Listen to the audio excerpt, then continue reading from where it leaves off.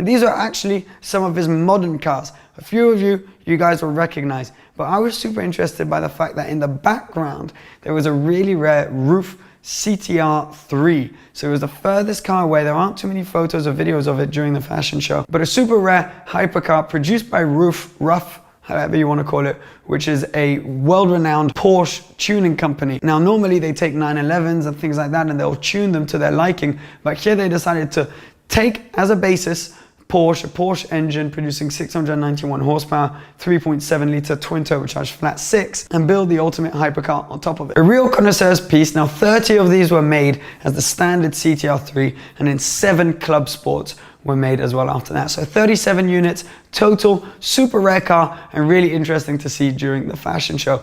Wasn't the only hypercar there. He also had on the front line, as you can tell, his Ferrari LaFerrari. 500 of these made, 499 sold to clients, and 1 kept at Ferrari. His is in a particularly rare black paint color.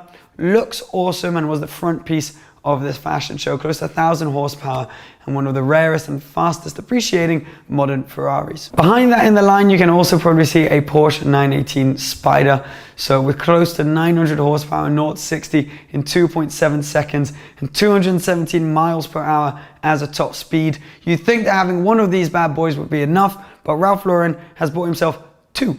So we can see that this one during the fashion show is actually kitted out with the Weissach package, which is a pack that you buy for around 200,000 euros from Porsche. Gives you some fancy looking magnesium wheels and little carbon winglets at the back of the car, and makes it just a bit more rare, and those have actually appreciated quite a lot more. So Ralph Lauren has the hypercar trio, not once, but for some of them twice, such as the 918. The LaFerrari, we believe he only has 1, but the P1, which you can then see behind, which is another one of the hypercar trio, he's also got 2 of. So I believe, at least there's photos of him being associated with a black one, and then during the fashion show there was a yellow one which appeared. So I believe he probably has 2 of these, limited to only 375 pieces worldwide. These actually took a while to sell, but then once they were all sold out, they started appreciating quite a bit. Hybrid hypercar as well, super limited with a similar amount of power to the others, and it's actually got the exact same speed, top speed, as the Porsche 918 at 217 miles per hour.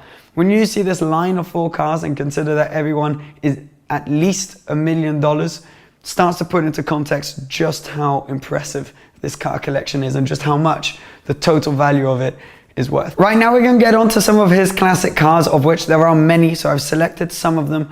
We're going to start with a 1929 4.5 litre Birkin Blower Bentley. Now this is a really particular car. Only 2 of these were ever made. One was recently sold actually in 2012 by Bonhams for $8.6 million. This is kind of an unwanted child. The car was built against the wishes of W.O. Bentley, who didn't want one of his cars to be supercharged. So he never wanted this to be built, but then went on having quite a successful career as a racer. Ralph Lauren bought the chassis number HR3976 in 1988, and it was then restored back to its original condition. Absolute beauty of a car. His particular one actually had a 2nd place finish in the 1930 French Grand Prix. Another super interesting and legendary car is Ralph Lauren's 1956 Jaguar XK-SS. Based on the legendary racing car, the Jaguar E-Type, which won Le Mans in 1955, 56, and 57, all on the trot, and which was immortalized by Steve McQueen. The XK-SS is basically a road-going version of the D-Type. So once they finished all the racing, they had some chassis lying around and thought they would make a road-going version. So they added doors, they added side windows, they made the front windscreen a little bit higher, and it looks vaguely E-Type-like, but it's based on the legendary D-Type. Originally, there were 16 of these chassis that were potentially lying around to be built, but then there was a fire at the factory, so only 2 ever ended up being produced. In 1989, Ralph Lauren bought chassis number XKD533 of the Jaguar XK-SS, one of the 2 original cars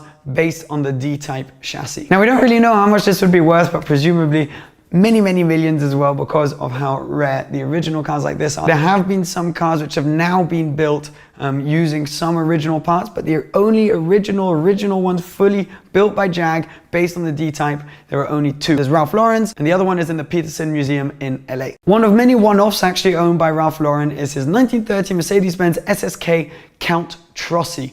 Super interesting car. One was ever produced, and it was commissioned by an Italian businessman and racing driver called Count Trossi, who actually designed bits of the car himself to, one, look impressive, but also filter through the air in as clean of a way possible for racing. The car had close to 300 horsepower, which again for the 30s was a huge amount. It took about a year to complete and has won a few Best of Show prizes since Ralph Lauren has owned the car. Right, this is a long name, I'm going to give this a go. This is 1938 Alfa Romeo 8C 2900 Mille Miglia Spider. Yes!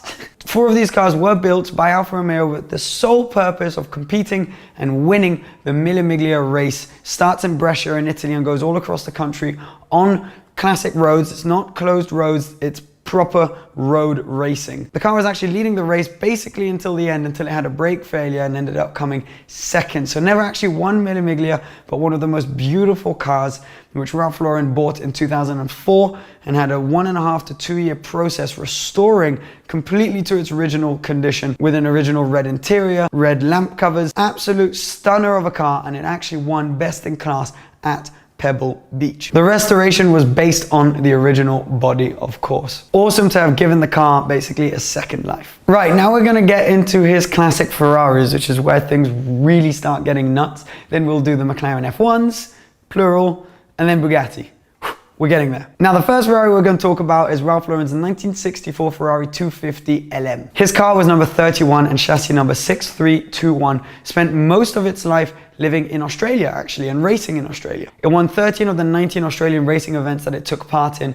And what makes this one super cool is that it was actually co-driven at one of the races by Sir Jackie Stewart, which gives it that little bit of extra history, which is awesome. To give you an idea of value, RM Auctions recently sold one of these similar kind of model for $14.3 million. Another one of his cars is his 1958 Ferrari Testarossa, one of my personal favorites, one of the most beautiful Ferraris I believe ever made. There are only 34 made, his is number 14. Now this car actually won Le Mans 58, 60 and 61. One of the most legendary Ferraris and one that collectors fight over. Reportedly, a prototype chassis was sold back in 2011 for $16 million. So you can only imagine how much Ralph Lauren's personal car would be worth today. Another cool and similar car is his Ferrari 250 TR61, which was built in 1961 and actually won the Sebring race in 61. Now, 2 of these were ever built, and one was bought by a rich kind of Italian playboy called Giovanni, of course. And he took the car back and he wanted to race against the Ferrari factory team in 1962. He bought it, slightly modified the engine, and took it back and actually won, beating the Ferrari factory team and Enzo Ferrari himself in Sebring in 1962.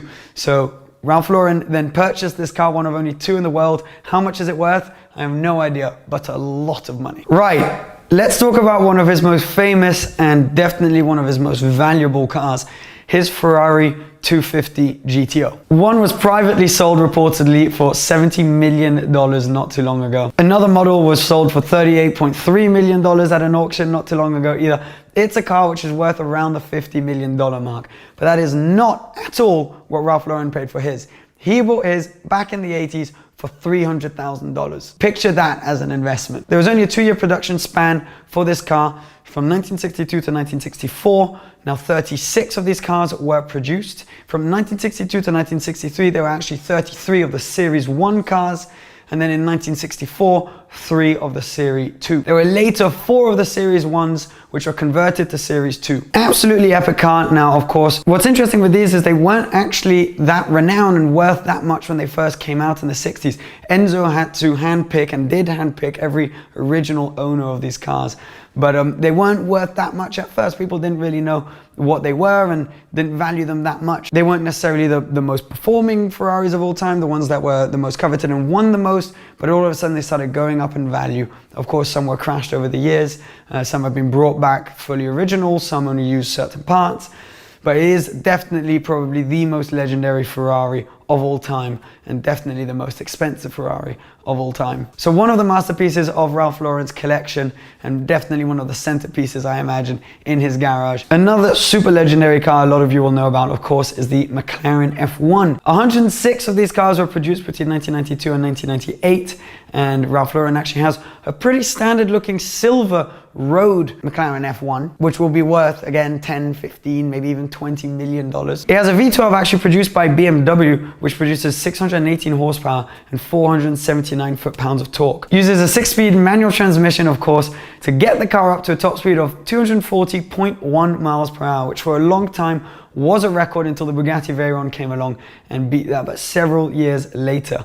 These are legendary cars, a lot of very famous owners as well, such as Rowan Atkinson or Mr. Bean, as you may know him. He's had one. But for Ralph, that wasn't quite enough. He had his silver McLaren F1. He decided to buy another one. He bought himself a McLaren F1 LM. Now, an even more limited version, inspired of course by the F1s, which were so successful at Le Mans. Only 5 of these were made, excluding the prototype, which was kept by the factory, all in papaya orange, which is a very famous color, which of course has come back to McLaren today in Formula One, which was what the founder of the company, Bruce McLaren, used to choose to race his cars in. So this is an even more expensive version, probably around $20 to $25 million of the McLaren F1. So it's pretty cool to have a kind of very classic looking silver, which was the launch color McLaren F1, and next to that an LM, which Ralph actually reportedly drives a fair amount. This, without a shadow of a doubt, would be the masterpiece of most people's collections.